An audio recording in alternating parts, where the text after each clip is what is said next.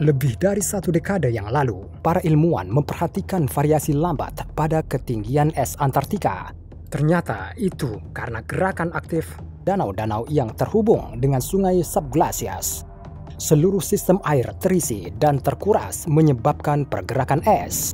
Ada sekitar 400 yang seperti ini, dan pada 2018, 2 lagi ditambahkan. Satelit ICESat-2 NASA mengungkapkan 2 danau terisolasi, yaitu Conway dan Mercer. Di sini ada kehidupan. Dan kehidupan ini bisa jadi sesuatu yang unik. Isolasi ini membuat para ilmuwan berasumsi bahwa danau-danau itu belum umum bersentuhan dengan biosfer bumi selama ratusan ribu tahun.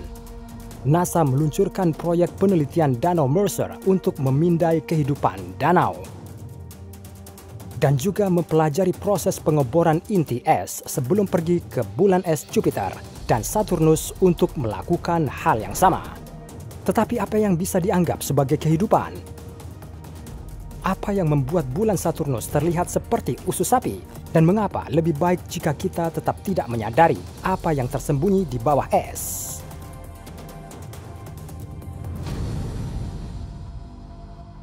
Pertama-tama, mari kita cari tahu apa yang tersembunyi di Danau Antartika.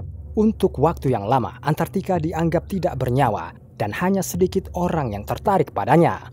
Selain itu, ia garang dan sulit dijangkau. Suhu musim panas rata-rata hingga minus 45 derajat Celcius dan kecepatan angin hingga 300 km per jam. Tetapi dengan kemajuan teknologi, semuanya berubah. Satelit ICESat memungkinkan kita untuk melihat tembus ke es dan mengukur ketebalannya. Rig pengoboran memungkinkan untuk menggali lubang untuk mencapai air. Robot bentuk tabung yang sangat keren dikenal sebagai Deep Sea ROV.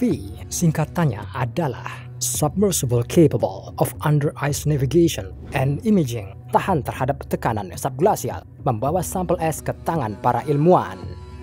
Dan para ilmuwan menemukan apa yang mereka cari, kehidupan. Kehidupan yang jauh sebelum kita. Di Danau Mercer, para peneliti menemukan sisa-sisa beku tardigrade, krustasea, rumput laut, dan jamur. Hal ini menunjukkan bahwa danau-danau yang terisolasi pada awalnya terbentuk di permukaan. Es menutupi ini bersama dengan segala sesuatu yang tidak berhasil keluar dari air.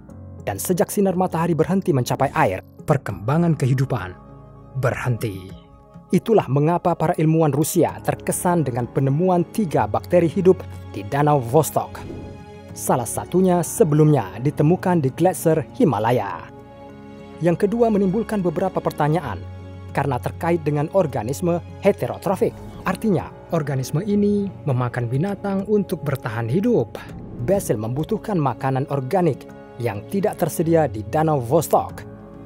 Masih belum jelas bagaimana ia mendukung aktivitas vitalnya dalam kondisi seperti itu. Tetapi penemuan ketiga melampaui semuanya, bahkan tidak mendapatkan nama. Itu karena DNA-nya tidak cocok dengan yang sebelumnya diketahui sains. Jika Antartika penuh dengan kejutan seperti itu, apa yang tersembunyi di danau di bulan Saturnus dan Jupiter? Jika ada kehidupan, ia berevolusi di lingkungan yang sama sekali berbeda. Di Enceladus, bulan Saturnus sangat mungkin untuk menemukan mikroba primitif. Karena lautan di bawah lapisan es bulan sangat mirip dengan bumi.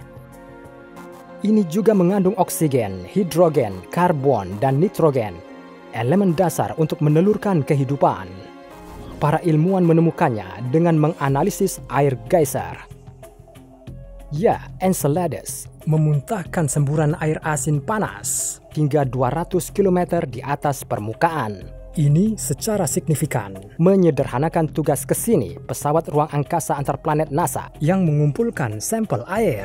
Data dari kesini menunjukkan bahwa jauh di dalam perut bulan ada lingkungan yang menguntungkan untuk mendukung kehidupan metanogen ekstremofilik.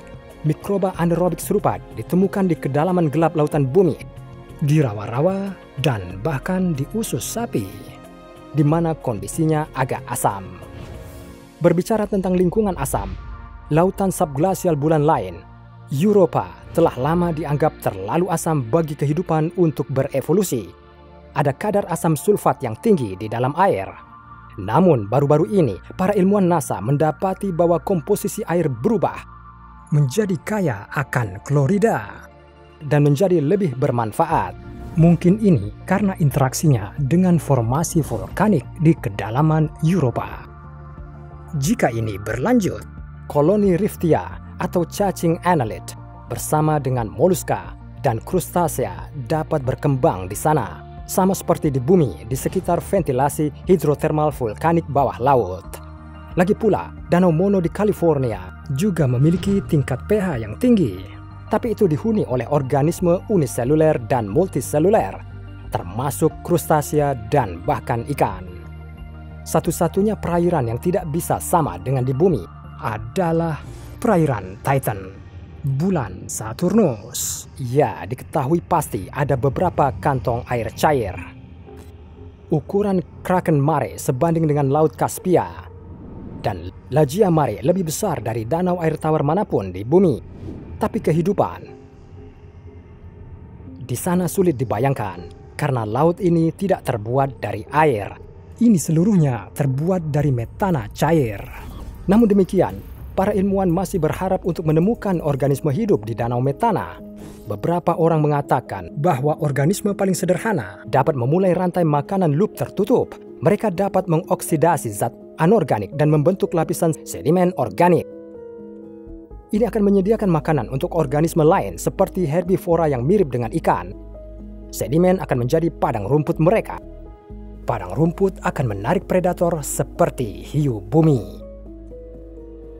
Sementara Sarah Blaffer-Hrdy, Profesor Emeritus Antropologi di Universitas California di Davis, ia menambahkan, dengan asumsi salah satu dari makhluk ini berevolusi menjadi sosial, cerdas, dan komunikatif, seperti mengatakan sesasia atau gajah, dan sebagai manipulatif, cekatan, dan pintar seperti simpanse atau orangutan, saya tidak melihat alasan mengapa mereka pada akhirnya tidak dapat mengembangkan kapasitas teknologi dan budaya yang lebih canggih. Tapi sejauh ini, itu hanya gagasan. Untuk mendapatkan faktanya, kita harus pergi ke bulan dan mengebor inti es. Tapi kenapa itu ide yang sangat buruk? Karena bahkan di bumi melakukannya tampaknya tidak akan aman. NASA berencana meluncurkan robot terowongan melalui es Eropa. Ini adalah pengembangan bersama dengan Universitas Illinois dan Laboratorium Johns Hopkins. Robot harus melintasi 30 km es. Sementara di Danau Ellsworth di Antartika, latihan itu gagal menempuh jarak bahkan 3 km. Pekerjaan para penjelajah Inggris terhenti tanpa membuahkan hasil. Untuk memastikan itu tidak akan terjadi di luar angkasa, NASA menyarankan untuk melengkapi robot terowongan dengan reaktor nuklir yang akan melelehkan es dengan panasnya. Sementara penelitian oleh ilmuwan Rusia di Danau Vostok di Antartika terhenti selama bertahun-tahun karena polusi es dan resiko kontaminasi serius di seluruh area. Dan dengan Titan, segalanya menjadi lebih rumit karena kita perlu memasukkan gas kendaraan melalui metana cair. Sementara NASA sedang mencari cara untuk mengirim kapal selam otonom ke Kraken Mare. Kapal selam akan secara independen menyelidiki seluruh rentang fenomena kimia di laut dan mengirim data ke bumi. Ide ini diusulkan oleh para ilmuwan Lab Compass yang bekerja sama dengan NASA. Mereka bahkan memiliki ide yang lebih berani, seperti contoh misi pengembalian ke Titan. Ini belum ada namanya, tapi dana sudah disediakan. Setiap wahana antariksa atau drone yang menuju Titan akan mendapat tugas untuk kembali dengan sampel tanah. Apapun yang dicari para ilmuwan, hasilnya bisa sangat menghancurkan. Seperti yang hampir terjadi di bumi ketika para ilmuwan China sedang menjelajahi es glasial di dataran tinggi Tibet. Tujuan mereka adalah untuk belajar tentang pembentukan lingkungan masa lalu.